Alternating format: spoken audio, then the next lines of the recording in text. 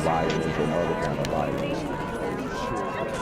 Get away! I could be at work, at school, in my car, and I can still get shot by the police. I can get shot anywhere. So it is what it is.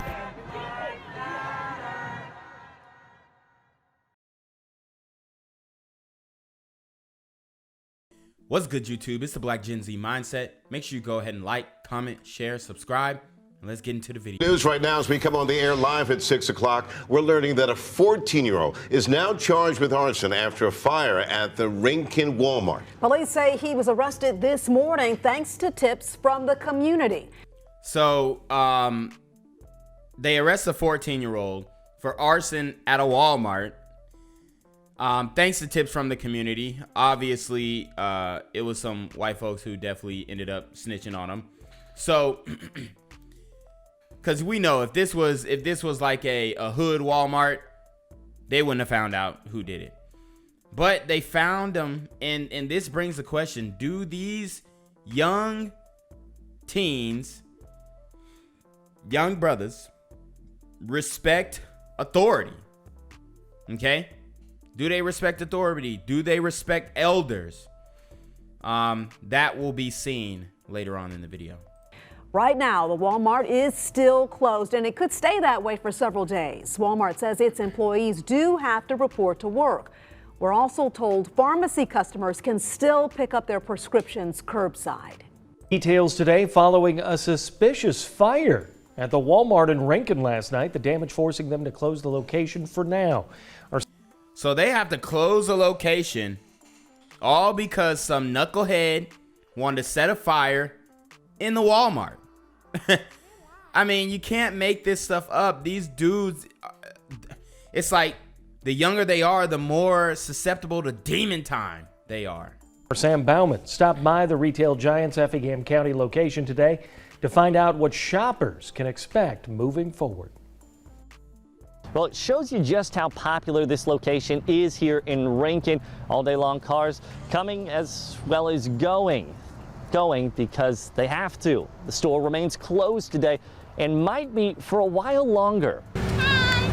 If you were to come. So they got the whole Walmart shut down in the midst of a pandemic, in the midst of a supply chain shortage. Now people can't get their groceries, all because of one individual, one teenager whose parents, for one, where are they at? How are they allowing their kid to just hit up the Walmart and set a fire? It's beyond me. Come to Walmart today, you would be met by a greeter there at the edge of the parking lot explaining the situation, telling you, unfortunately, you'll have to turn around for now. You'll see the entire parking lot really roped off right now, not a car in it, except off to the right, kind of in front of the lawn and garden area. You'll see actually a good amount of vehicles. Now, those are actually all employees. We know this thanks to a post from Walmart Rankin on Facebook, where they said associates would need to report to work as scheduled or contact a manager at the store if you are unable to. Wow, so the employees still got to pull up to work. No, they're serving no customers. I mean, damn, what an inconvenience. Of course, they apologize for the inconvenience, and they say they'll let customers know when they're going to reopen. New today, we did get a video clip. It's pretty short, but it kind of shows the smoke inside last night as that fire was going on. The Rankin Police Department is investigating this as a suspicious fire. They're not saying it's an arson. They're not saying it's not. In fact, what they are saying when I spoke to them earlier today is they still need to see the surveillance video from Walmart last night. So as we know, they already have identified the suspect, 14-year-old boy. Because of his age, we don't know what he looks like or his name, but I mean, what would you guess? You think it's just, you know, a little white boy trying to set the Walmart on fire, or you think it's a brother on demon time? To give them a better idea of just what happened. Now, I was able to speak with an employee off camera as they were leaving today, and they told me from what they're hearing, they might have to restock this entire store just due to the smoke damage. Wow. So they have to restock the entire store. Millions of dollars gone to waste. Millions of dollars of goods, products in flames, literally. And they have to restock because of smoke damage and all this stuff. I mean, look at the havoc that these young dudes is wreaking in their wake. Sustained by that fire last night. Of course, this hasn't been confirmed with Walmart at this point, but if that is true, well, this might just be the beginning of a long road ahead. As we know, shipping delays are already causing a headache for retailers across the nation.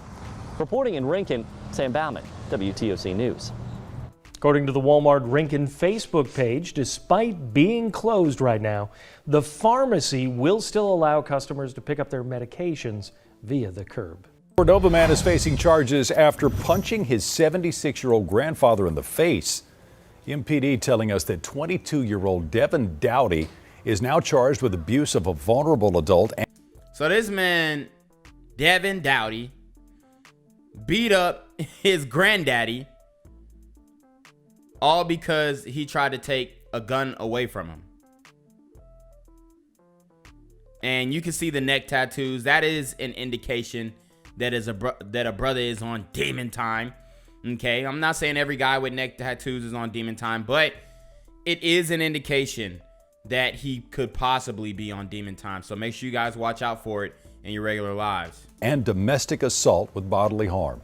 Police tell us the grandfather took a gun away from Dowdy because he was a convicted felon.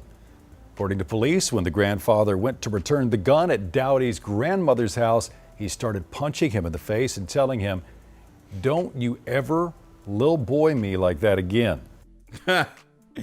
So y'all heard him. He said, "Don't ever lil boy me," even though he is a little boy. Okay. The granddaddy was trying to save this man. He took the gun. He said, "You're a convicted felon. If you get caught with a gun, you're going to jail for even longer." Granddaddy was trying to save him. And this boy, what does he do? He returns a favor by beating his grandfather up. Punching him in the face and telling him, "Don't you ever lil boy me like that again." Police went on to say the grandfather was treated at Methodist Germantown Hospital and identified his grandson as the person who attacked him.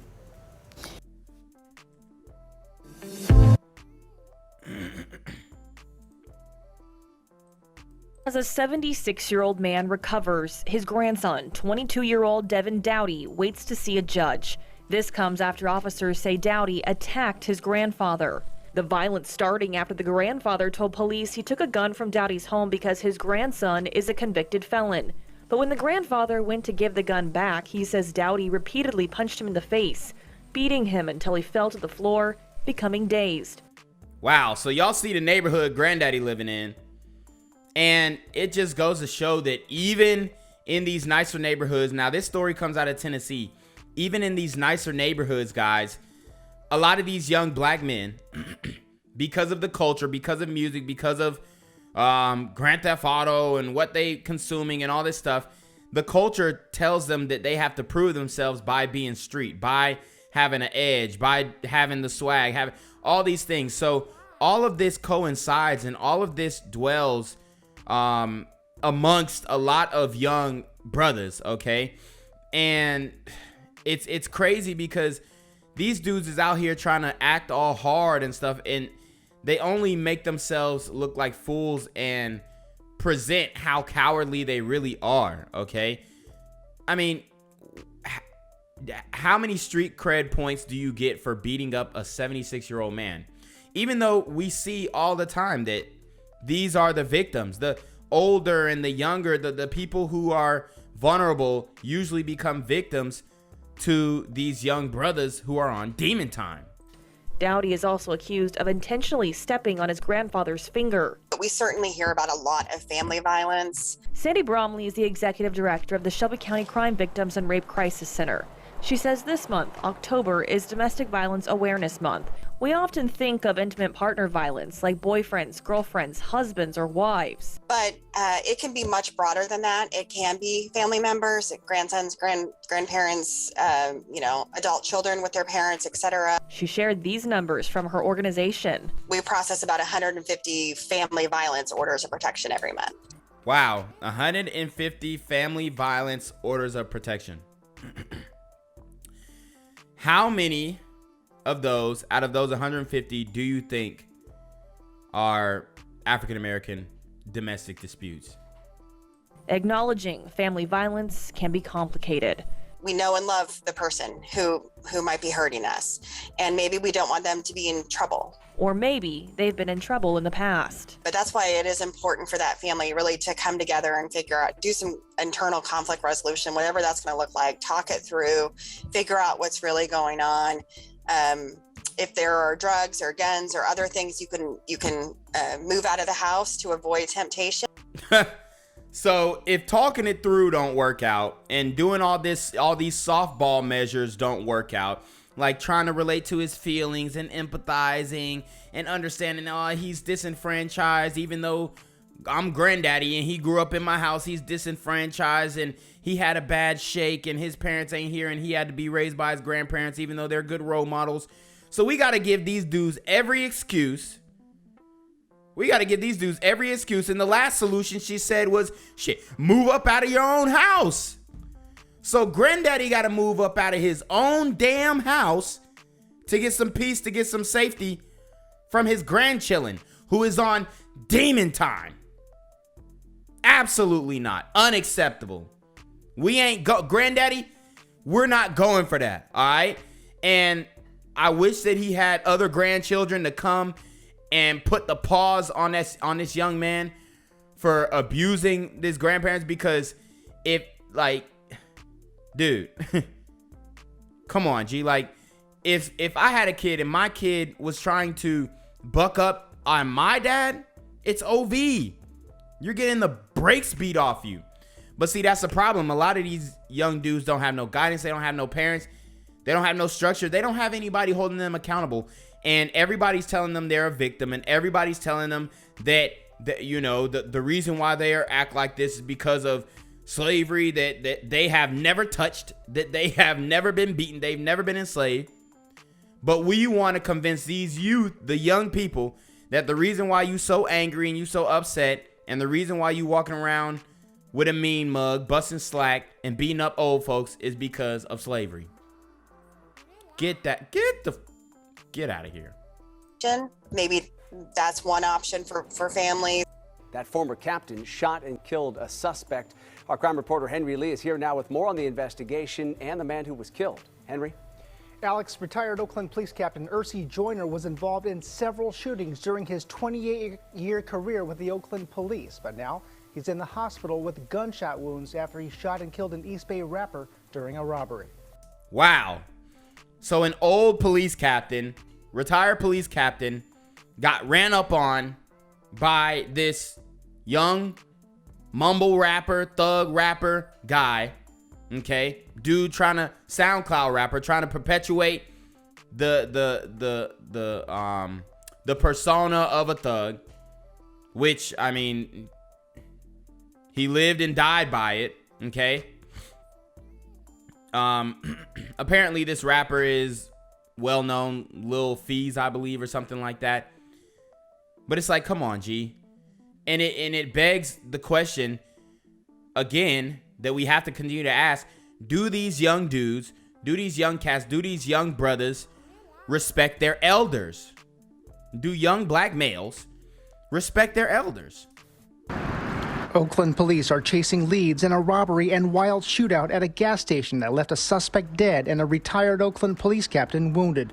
Former OPD Captain Arson Joyner was rushed in a patrol car to Highland Hospital, where he's being treated for multiple gunshot wounds. You know, I join many people in praying for a full recovery. Oakland Mayor Libby Schaaf met with Joyner's family at the hospital as he underwent surgery. So y'all know Miss Libby is woke, and she doesn't understand the hellfire that Californians have unloaded into their city. But they'll realize after a few years of more and more distinguished people getting clapped at or getting killed because this sheriff, I mean the retired police captain, he's lucky to even be alive right now, having the ability to fight for his life. We've seen for many years the passion and effectiveness with which Captain Joyner worked to prevent gun violence.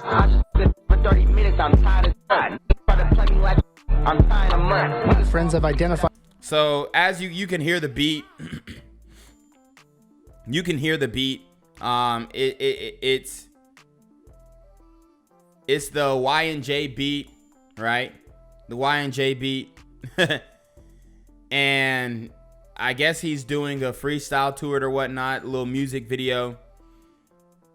But I mean, honestly, it appears that he was just like one of them silly type dudes or whatnot, joking around, class clown type dudes. But even a lot of these dudes end up going and being on demon time, robbing people, holding people up at gunpoint, all that kind of stuff. The man shot and killed by Joyner as Vallejo rapper Lil Theze, seen here in an interview posted on Facebook in January. Surveillance video shows Joyner and his Porsche Cayenne. So you seen him in the interview gassing up. He got the North Face jacket, which those are not cheap. But he's sitting here perpetrating a fraud, acting like he got it. Then why you got to go rob somebody? If you a rapper and you big bossing and you got stacks of money and you got chains and jewelry, why you got to go rob somebody? Interview posted on Facebook in January. Surveillance video shows Joyner and his Porsche Cayenne on the left, pumping gas at the Chevron at 17th and Castro at about 1 Thursday afternoon. 3 men get out of a Nissan Sentra and then surround the retired captain, checking him for valuables. A short time later, one of the men opens the Porsche's doors and apparently grabs a bag from the front seat. That's when Joyner pulls out his gun, shooting first at the man in the red and then shooting the rapper, killing him.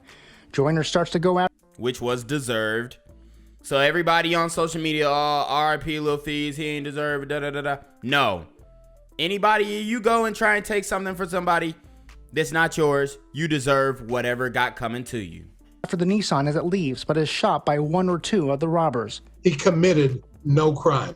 In fact, he should be tagged a hero. In fact, he's a hero for what he did. KTVU legal analyst Michael Cardoza says Joyner had every right to defend himself. And the thing is, the reason why that guy had to say that is because California is so screwed up that they would end up charging this guy for defending himself because you can't have guns out there. But he obviously was licensed and stuff like that. He's a retired police captain. But they would end up charging him, and then these other hoodlums who ran off in the other car, a lot of them may not even be found.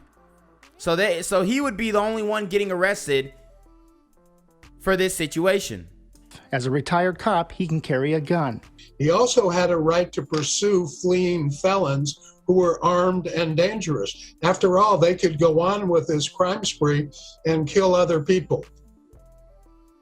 Police and the Alameda County DA's office are in. And you see that dude came back to try and finish him off. This is the type of demon time that these dudes is on. Investigating. It will be up to prosecutors to determine whether the shooting by Joyner, a former homicide section commander, was legally justified. Live in the studio, Henry Lee, KTVU, Fox 2. Station captures a violent shootout in broad daylight, and tonight 1 person is dead, police looking for 2 others, and a well-known retired police captain in the hospital. Someone who's dedicated his life to keeping other people safe, having this happen to him where he is the victim of violent crime, it's tragic. Well, tonight, city officials say retired Oakland police captain Arson Joyner is in critical but stable condition. Good evening. I'm Andre Sr. And I'm Jana Katsuyama. Frank and Julie are off tonight. Authorities say a group tried to rob Joyner, leading them to exchange gunfire. And like I said, young black men against older black men, the elders. It's like our community does not respect their elders, man. And it's sad because this is what type of activities this leads to. When these young boys don't see black men, older black men, as a guide, as a leadership point, as a mentor, they just see them as food, as bait. Like, it's insane. It all happened around 1 o'clock this afternoon at the Chevron station on 17th and Castro Streets, just off Interstate 980. We have live coverage now from KTV's Deborah Villalone in Oakland with what she's learned tonight. Deborah. Jana, Oakland's chief won't name him, deferring to family privacy. But we do know the man in the gas station gun battle is one of OPD's most decorated cops. From Sky Fox, an all too familiar crime scene in Oakland. A ShotSpotter alert brought officers to this Chevron station about 1 o'clock. The victim was at the gas station. So, broad daylight. These dudes don't care. At the gas station, it's plenty cameras. They all got caught on camera. It's ridiculous. Filling up his car with gas when he was approached by several individuals that began to rob him of his belongings. So if you guys listen to hip hop and you know of Nardo Wick, he says, "I ain't never lacking. I pump gas with my gun out." This is what type of time you have to be on nowadays, especially if you live in the black community. Surveillance video shared with KTVU shows 3 men come up on police veteran Ursi Joyner and tussle with him. Later, he pulls his weapon. He's a retired officer, but we know he is lawfully able to carry a firearm. Joyner retired as a captain 2 years ago after a 28-year career, rising through the ranks with stints leading investigations, homicide, and violence suppression. When a robber opens his car door, Joyner starts shooting, bringing one man down and darting around the pumps to aim at the others. They shoot back and hit Joyner several times. Hits deep. Absolutely. This Oakland council member came to Highland Hospital after hearing Joyner was wounded. Someone who's dedicated his life to keeping other people safe.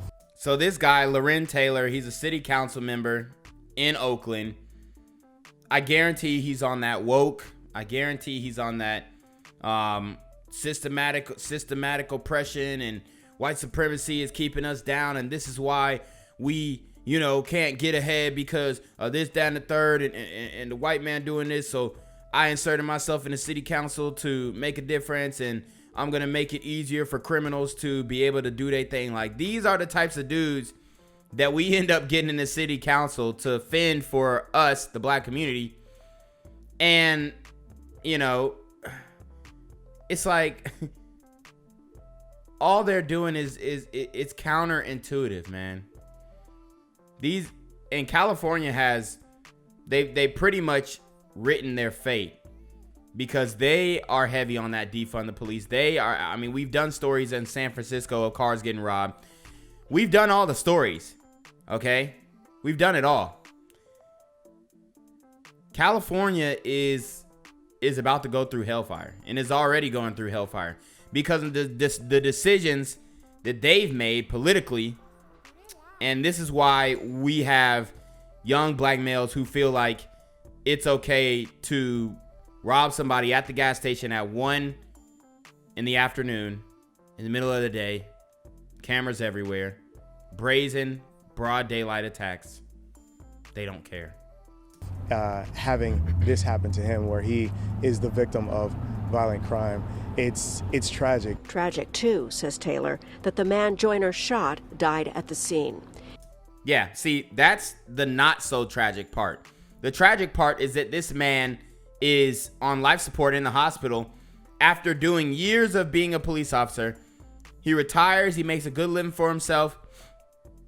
Now he has to defend himself from the same community that he was trying to protect all these years. And this is why black men who got their head on straight leave the community. Because of this mentality. It's also tragic that he died too. Like, people gonna be RIP in the comment section. Like, bro, this dude deserved every bit that he got. This is his karma. Because I'm sure this is not the first victim that he's victimized. This is his karma. This is his just due. Okay? This is him reaping what he sowed. So I don't want to hear any of that. Oh, he was a victim of this. He was a victim of that. No, he was a victimizer. He was an abuser. He was a bully. He was a piece of crap. So is his friends. They don't deserve any honor. They didn't die an honorable death. Okay? If this captain dies, he died an honorable death. But these guys know. They're pieces of crap. And they deserve what comes to them. His companions are seen trying to drag him to their car, then give up. And look, the friends try and drag his body and just leave them there dead in the street. Some friends. It reminds me of the YFN Lucci situation where they had a guy who was killed in the car while they was doing some shenanigans, being on demon time. And they threw a guy who was supposed to be their friend out of the car. Dead body. Didn't even take him to the hospital. See, listen up, young black men. When you're doing these crime with these other guys and you think they your homeboys, and these dudes don't give a crap about you. And they're not going to be there at your funeral or at your sentencing date. And flee without him. Again, this today again shows us how brazen these individuals involved in this activity. Brazen as hell at 1 p.m. in the afternoon. A rapper who has his face all over Instagram feels like he can get away with this. What does that say? That he's done it before. That he felt if he didn't die here, he would have felt like he could have did it again. Activity can be. Joyner's Porsche remained as investigators collected evidence and mapped the crime scene. After law enforcement, Joyner got into the cannabis industry and owns a cannabis company. Wow, so the ex-captain selling weed, he names the company Joy Us, I believe. I mean, he made a good living for himself. He took advantage of the legal marijuana industry out there. And I mean, I don't know if this killing was related to that. But it's just insane, man. Whether that made him a target? We're looking at every motive, everything that might have led to this particular incident, so nothing's off the table at this point. Joyner was involved in 5 shootings over his career, one of which led to an inquiry and settlement. Chief Armstrong is also Oakland born and raised and joined OPD just a few years behind Joyner, but set any personal reaction aside to stay on message. This highlights the violence that we've seen in this city this entire year. The suspect car is a black sedan, but police are holding off on details about it for now. Ursi Joyner is married with 2 children, and Jana, he is in critical but stable condition after surgery. Okay, thanks so much. So many questions still to be answered in this investigation. Deborah, thank you. Gang violence and other kind of violence.